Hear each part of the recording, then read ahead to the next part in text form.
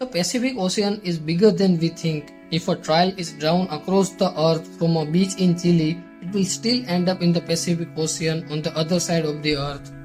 Welcome back to my channel guys. There are 5 oceans in the world and the largest of them is the Pacific Ocean. It covers a total of 165 million square kilometers.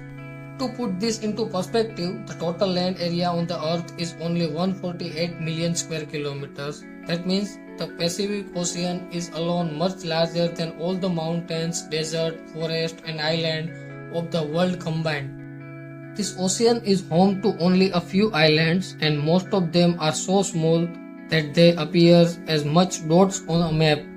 Many of these islands are so remote that humans have never set foot on them yet. If someone gets lost in the Pacific Ocean, the chances of being found are almost zero. Today we will talk about a true story of survival, a person who was lost in the Pacific Ocean on a small boat, not just for 10 or 15 days, but for full 438 days. Yes, this person accidentally created a world record that no one would ever want to break. This story is about Jose Salvador Alvarenga, who spent 40 months lost at sea on a 7-foot boat. But how did he survive for so long in such a dangerous and vast ocean? And why did he go to the sea in first place? This is the story of 2012 when Jose Alvarenga lived in a small village called Costa Azul in Mexico. He was 36 years old at the time, an experienced fisherman. On November 17, 2012, Jose set out the sea on a small boat with his friend. Their plan was to spend just 13 hours at sea.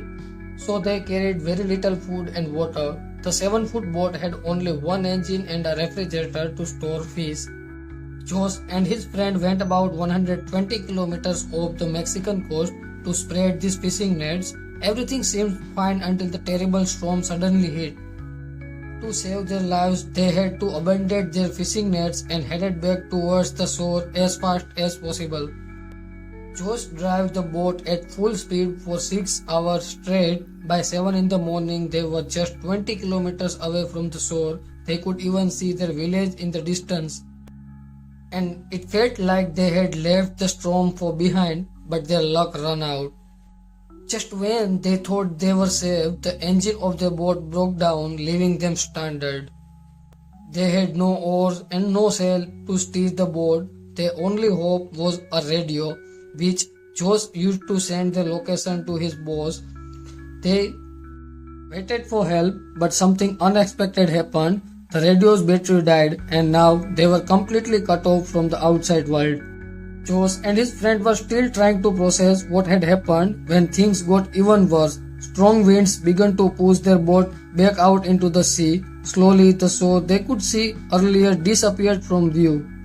Meanwhile, Jose's boss formed a search party to look for them in the Pacific Ocean, but it was already too late. Each passing day made it harder for the two men to survive. By the 5th day, the boat had been pushed 450 kilometers away from the shore. They were now in the middle of the ocean, surrounded by waters in every direction. Their boat was so small that it couldn't be seen from a distance. They didn't have a flare gun to signal for help or even material to light a fire and make smoke signals. It was at this point that Jose and his friends realized that harsh truth, their chances of survival were less than 1%. The food and water Jose had brought with him ran out quickly. To survive, he began catching birds that landed on his boat with his bare hands. He also caught fish swimming around the boat and ate them raw. Drinking salty sea water is dangerous and kill a person, so Jose collected rainwaters in empty plastic bottles he found floating in the sea. But when it didn't rain for days, Jose had no choice but to drink fish blood or even turtle blood to quench his thirst. Days turned into weeks and weeks into months. The mental and physical torture Jose and his companion endured is hard to imagine. After 4 months at sea, Jose's friend couldn't take it anymore and tragically ended his own life. Now Jose was completely alone on the small boat surrounded by endless water. With no one to talk to, he spent day after day in isolation.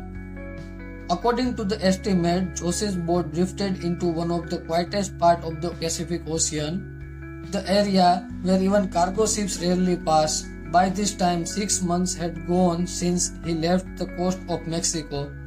Losing his companion only made his frustration and hopelessness worse. One day, Joseph spotted a cargo ship far away on the horizon. It was the first ship he had seen in 6 long months. He desperately waved, shouted, and made every possible gesture to catch the crew's attention. But his boat was too small to be noticed.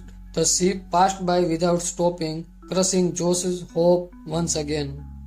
Imagine how it must have felt fighting for your life every single day in the middle of the vast ocean, finally seeing a chance of rescue and that rescue slip away. By now, 11 months had passed and Josh had drifted over 8,000 kilometers across the Pacific Ocean.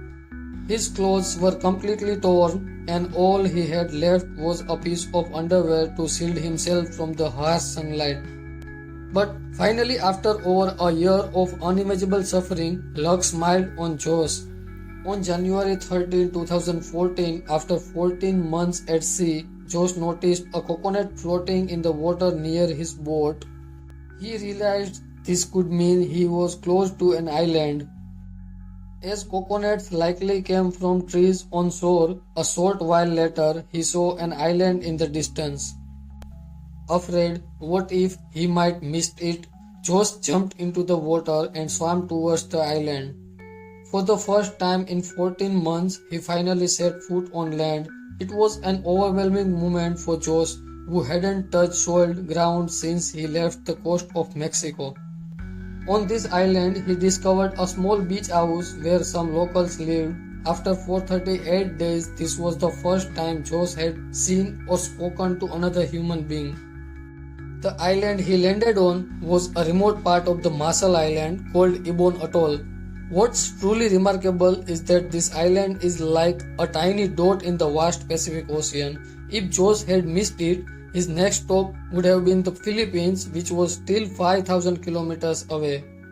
From Ibon Atoll, Josh was rescued and eventually sent back home, but his struggle didn't end there. Upon returning, Josh published a book titled 438 Days, sharing his incredible story of survival. However, controversy soon followed. Josh was accused of killing his friend, the same friend he claimed had committed suicide during their ordeal. A legal case was filed against him, casting a shadow over his incredible survival story. So, this is the real story of survival. I will wait for your lovely comments. Bye for now. See you soon.